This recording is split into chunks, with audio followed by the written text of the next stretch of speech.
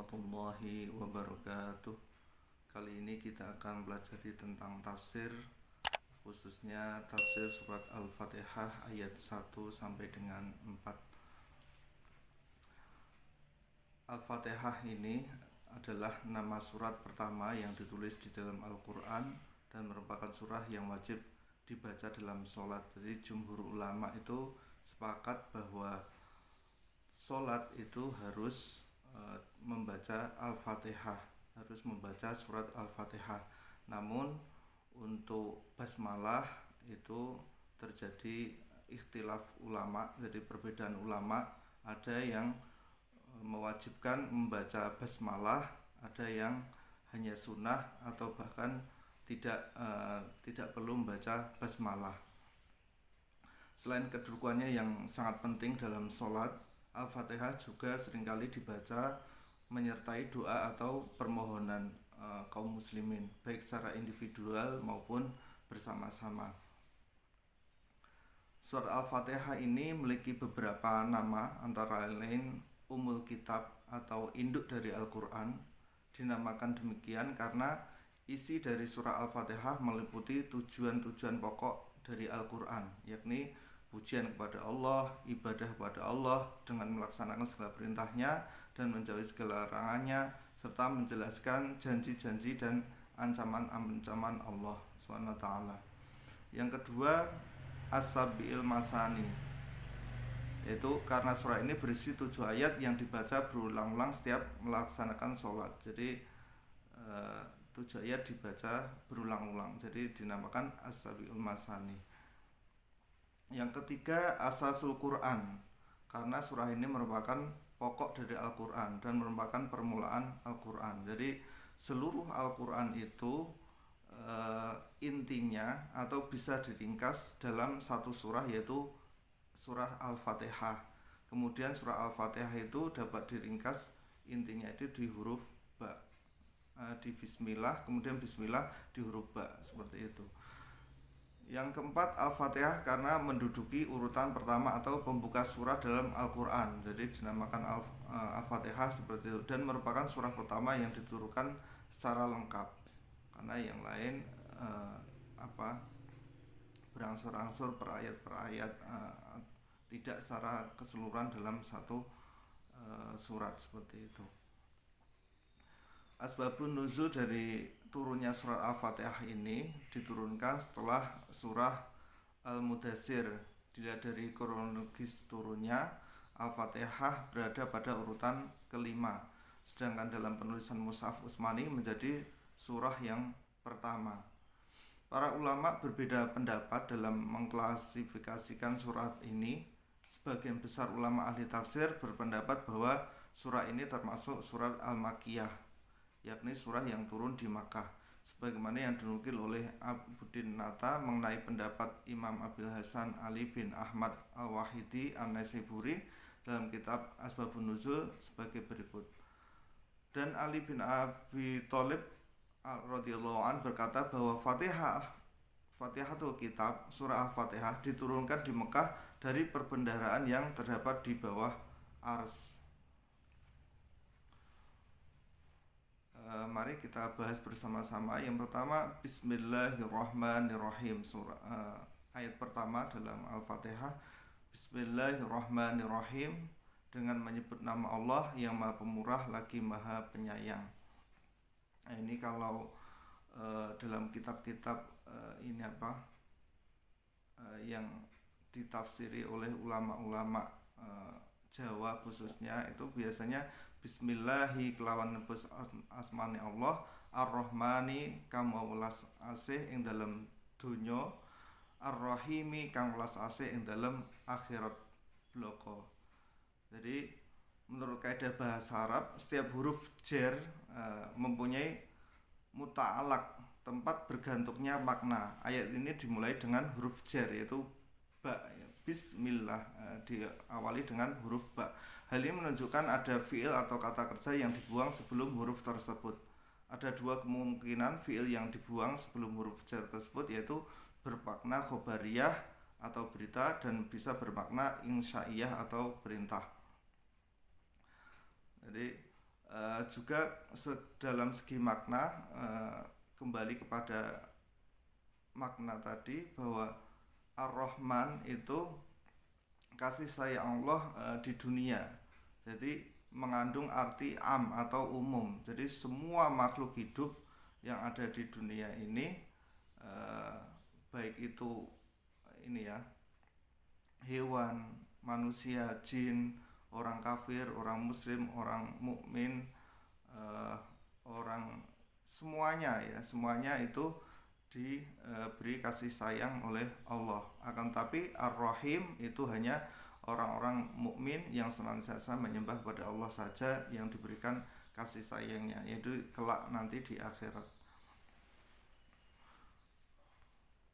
Nah, kembali kepada huruf ba tadi, jika mu'alak dalam bentuk khobariyah, maka berarti orang yang membaca basmalah menginformasikan bahwa dia memulai pekerjaannya dengan menyebut nama Allah. Dan jika dalam bentuk insaiyah, maka berarti Allah menyuruh hambanya agar pekerjaan itu dimulai dengan menyebut nama Allah.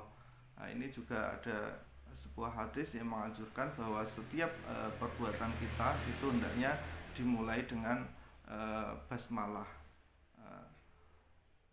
Pernah suatu ketika Khalid bin Walid, sahabat Rasulullah, beliau mempunyai seorang budak. Budak itu senantiasa membubuhi racun dalam makanannya Khalid bin Walid karena saking bencinya kepada Khalid bin Walid ini. Akan tapi sehari, 2 hari, 1 bulan, 2 bulan berlalu, Khalid bin Walid ini tetap sehat bugar saja, tidak kunjung meninggal seperti yang direncanakan budaknya ini. Untuk itu budaknya tadi lalu bertanya pada sahabat Khalid bin Walid, "Ya Khalid bin Walid, ya wahai tuanku, kenapa engkau tidak merasakan apapun ketika memakan makananmu?" Lah memangnya kenapa, kata Khalid bin Walid. "Karena saya senantiasa membubuhkan racun pada makananmu." Kemudian sahabat Khalid bin Walid menjawab bahwasanya setiap saya makan itu saya berdoa, "Bismillahi la yadurru ma'asmihi syai'un fil ardi wala fis sama'i wa huwas samiul alim." Dengan menyebut nama Allah yang apabila disebut maka langit dan bumi tidak akan mendatangkan bahaya, tidak akan mendatangkan bahaya, dan Allah Maha mendengar dan Maha mengetahui. Nah, maka dengan basmalah atau dengan menyebut nama Allah ketika makan, ketika berbuat apapun, itu dianjurkan untuk membaca basmalah atau menyebut nama Allah. Kemudian ayat yang kedua, Alhamdulillahirabbil alamin. Segala puji bagi Allah, Tuhan semesta alam. Ayat ini merupakan pujian kepada Allah karena Dia memiliki semua sifat kesempurnaan dan karena telah memberikan berbagai kenikmatan, baik lahir maupun batin, baik bersifat keagamaan maupun keduniawian. Di dalam ayat itu pula terkandung perintah Allah kepada para hambanya untuk senantiasa memujinya, karena hanya Dialah satu-satunya yang berhak atas pujian. Dialah yang menciptakan seluruh makhluk di alam semesta. Dialah yang mengurus segala persoalan makhluk. Dialah yang memelihara semua makhluk dengan berbagai kenikmatan yang Dia berikan. Kepada makhluk tertentu yang terpilih Dia berikan kenikmatan berupa iman dan amal soleh. Jadi sebagai seorang muslim kita harus senantiasa beriktikad, meyakini bahwa semua yang ada di alam ini itu adalah ciptaannya Allah dan yang mengatur adalah Allah. Baik itu alam manusia, alam jin, alam malaikat, semuanya yang membuat dan yang mengatur itu Allah. Jadi kalau kita sudah berkeyakinan seperti itu, maka untuk apa kita takut pada selain Allah? Untuk apa kita berdoa selain Allah? Karena segala sesuatu itu yang mengatur Allah dan yang menguasai juga Allah. Setiap pujian yang baik itu hanyalah bagi Allah, sebab dialah sumber terciptanya semua makhluk. Dialah pengatur dan penata semesta, dan Allah pula yang memberikan ilham kepada manusia mengenai hal-hal yang baik dan maslahat untuk kepentingan mereka. Jadi di sana ada emas, emas itu bisa dibuat perhiasan. Nah, itu semuanya ilham dari Allah. Ini ada tanaman ini bisa dimakan. Nah, itu semuanya ilham dari Allah. Karenanya segala puji dan syukur harus dipanjatkan kepada Allah atas nikmat-nikmat yang telah Dia berikan. Yang ketiga adalah Ar-Rahmanir Rahim, Maha Pemurah lagi Maha Penyayang. Nah, ini tadi sudah di ayat pertama itu juga ada ya. Jadi mengandung pengertian am atau umum dan khusus. Am untuk seluruh makhluknya, dan khusus itu hanya untuk orang-orang mukmin ketika di akhirat, yang Ar-Rahim ini ya. Kedua kata tersebut menggambarkan sifat Allah. Allah menunturkan dua sifat ini adalah untuk menjelaskan kepada hamba-hambanya bahwa pemeliharaan Allah itu berdasarkan kasih sayang dan budi baik. Hal itu terbukti pada nikmat yang banyak dianugerahkan kepada seluruh makhluk. Jadi Allah itu Maha Pemurah dan Maha Penyayang. Allah itu istilah Jawanya tidak medeni ya. Ada sebagian manusia itu yang menyembah dewa, itu digambarkan sesuatu yang menakutkan. Nah, kalau Allah itu tidak. Allah itu Maha Pengasih dan Maha Penyayang.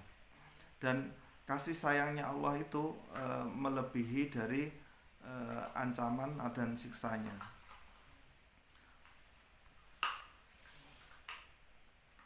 Dan yang ayat keempat adalah Maliki Yaumiddin. Maliki Yaumiddin, yang menguasai di hari pembalasan. Dalam ayat ini terdapat dua macam qiraat, Asim Al-Kisai dan Yakub membacanya dengan huruf mim dibaca panjang atau mat. Ini yang biasa terjadi di Indonesia itu mengikuti Imam Asim ini, riwayat Hafiz khususnya. Jadi dibaca panjang, Maliki Yaumiddin, tidak Maliki Yaumiddin. Sedangkan para qori yang lain membacanya dengan huruf mim, tidak dibaca panjang atau mat. Meski bisa dibaca dengan dua cara, kata tersebut memiliki makna yang sama. Sebagian ulama menyatakan bahwa kata al-malik dengan mat atau alif, atau al-malik bermakna yang maha kuasa untuk menciptakan sesuatu dari tidak ada menjadi ada. Jadi sebelumnya tidak ada, Allah bisa menciptakannya menjadi ada. Tidak ada yang mampu melakukan hal itu kecuali Allah SWT. Mungkin itu saja yang dapat saya sampaikan. Kurang lebihnya saya mohon maaf yang sebesar-besarnya. Wabillahi taufiq wal hidayah, wa ridha wal inayah. Wassalamualaikum warahmatullahi wabarakatuh.